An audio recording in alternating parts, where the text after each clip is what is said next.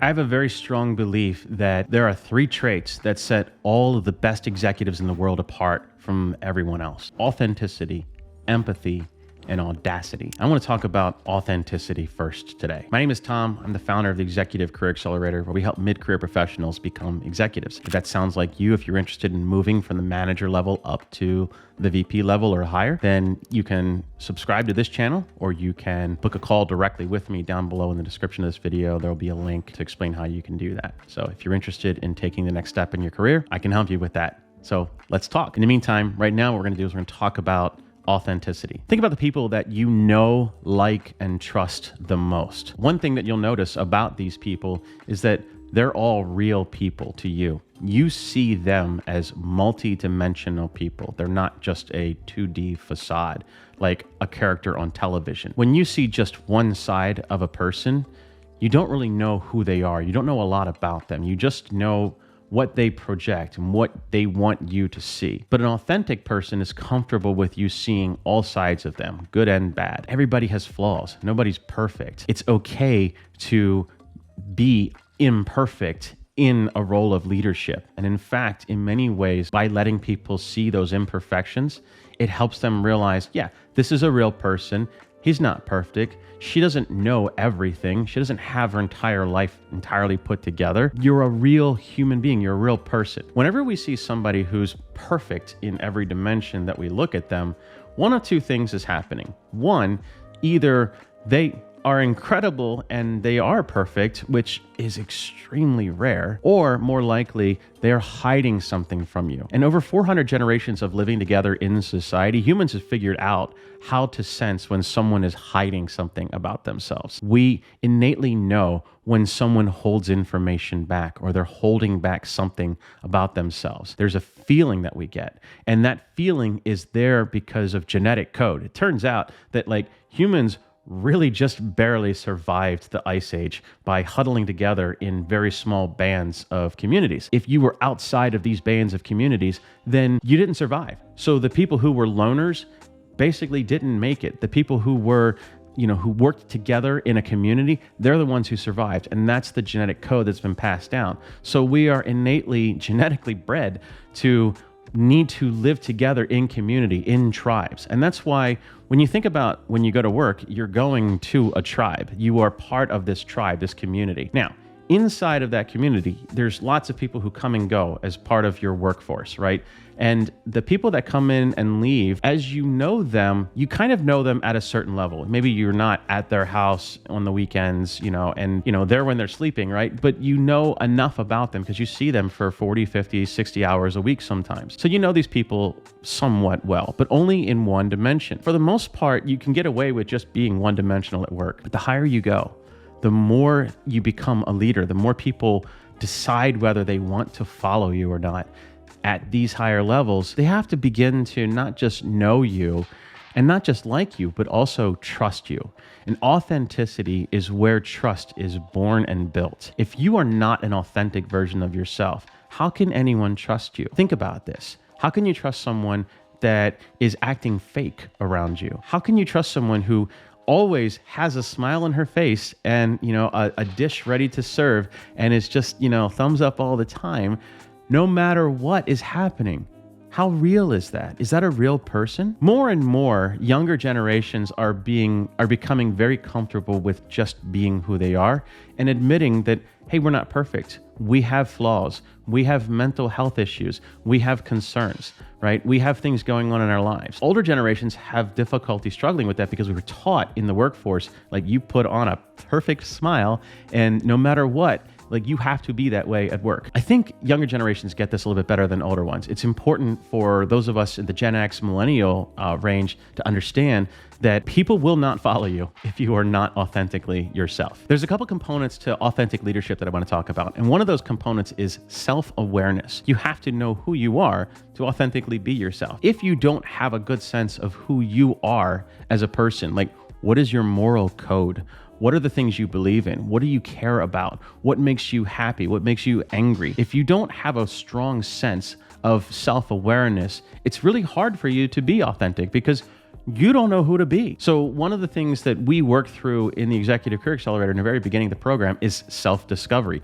We actually take time to understand who we are as a person, what our moral code is, what it is that we actually want to do with our time on Earth. Because quite honestly, we don't have a lot of time here on this planet. So let's make the most of it. Self-awareness is really key to becoming a great leader. And that's why it's a big part of the first portion of the Executive Career Accelerator program. Another concept is called relational transparency. And what relational transparency is, it's you being honest about your relationships with people. Who do you actually interact with and why? What is the reasoning that you're doing something? What is your incentive to do this versus do that? Honestly, project true relationships. If you don't like someone, it's okay to not like someone. Now, you probably have to work with them and you have to be professional and all of that, but it's also okay when you really like someone to make sure that they understand, hey, I have a lot of, I have a strong opinion of you. I think you're a good person. It's okay. It's important that people understand what your relationships are and how your relationships work with people. If you are the same way to everyone, no matter what, it's difficult for people to understand what your values are. What do you value? You may have a very strong relationship with someone who's a very hard worker, and you may have a weaker relationship with someone who kind of slacks off. People will sense that, and they'll see that, well, you have a moral code that favors hard work over slacking off. That's a way that people kind of build their understanding of who you are and how you communicate and relate to people around you. Authentic leadership also consists of having a strong moral code. And just like what I was talking about, it's important for people to understand what is important to you. What do you care about? What will you stand on a hill for? What will you hold the flag up for, right? Like, I have a strong moral code around a bunch of things. I believe in, good people doing great things. I believe in freedom of liberty. I believe in freedom of speech. I believe in, equality for people, equal chances for people. I believe in letting people come from one level of society to another. I believe in those kinds of things. Those are important to me. What are important things to you? What is your moral code? What are the things that really matter to you?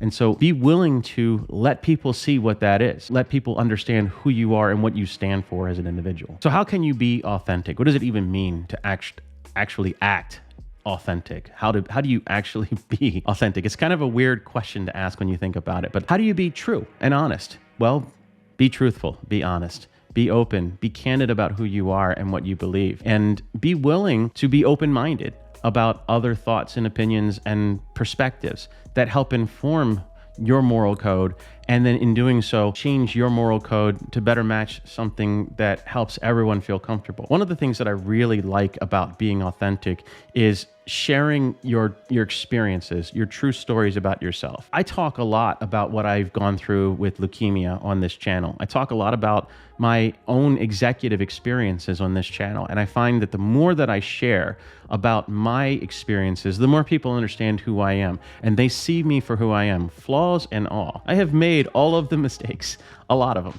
And I'm okay with sharing that because it demonstrates my ability to grow, my ability to learn. And that's really what you want in an authentic leader, someone who's saying, I'm doing my best right now. Maybe I can do better later. Help me get there. Help me see my own flaws and mistakes. Now, you can encourage authenticity at work by helping people who don't look like you and don't have your shared experience to feel seen, heard, and valued. More and more in modern society, our world is global, and we have so many first-generation immigrants in the United States who do such amazing work for this country, and we're so lucky to have them. Make sure that they have a voice at the table too. I'm clearly a 40-something white guy, right? and I'm an American, so I get what I know what I am, I know what I look like, but I'm also very open-minded to working with as many women, people of color, people with amazing experiences and backgrounds and perspectives that I don't have. The world is a rainbow. It's not one color. It's not one block. It's everything. And so you want to make sure that you let the team that works for you feel comfortable expressing themselves for who they are, express their values, express their experiences, express their beliefs. This encourages authenticity in them. And then by letting them do that, it helps them build trust in you as a leader. When people share something that's somewhat vulnerable, they look around and wait for the inevitable backswing coming from someone who's going to say something awful about them. And when it doesn't come because you're there smiling and hugging them as a great leader, they're going to lean into you. So as great leaders, you not only want to be authentic, you want to encourage and foster authenticity in your team. Authenticity is where trust is built. Trust is the backbone of growth in an organization. If you want to make an organization hyper efficient, get everybody to trust each other. For Christ's sake, just let people trust each other and watch how fast work gets done because people lean into each other and they're not protecting themselves from that department or that director who's always on your ass about something. Authenticity breeds trust, trust breeds productivity, productivity breeds success. All of this is linked together, and that's why I believe one of the core traits of great executives is authenticity. I hope that this helps you understand how and why to be authentic as a leader. What you can do right now to go out and be authentic is to tell people honest stories about yourself, flaws and all. Go ahead and start writing on LinkedIn about experiences that are important to you. You don't have to share your deepest, darkest secrets. You just have to tell people stories about you, about your experience, about why you feel the way you do about things. And be honest and open, and also be open to feedback and perspectives that are different from yours. That is where authenticity comes from. And the more authentic you are, the more people will lean into you as a person. I hope this was helpful. If this was, definitely give me a like. Let me know that you want more content like this. If I can answer any questions, ask them down in the comments, or let's set up a call and talk about how you can become an authentic, empathetic, and audacious executive. That's what I got for you today. Have a great one, and I will see you in the next one.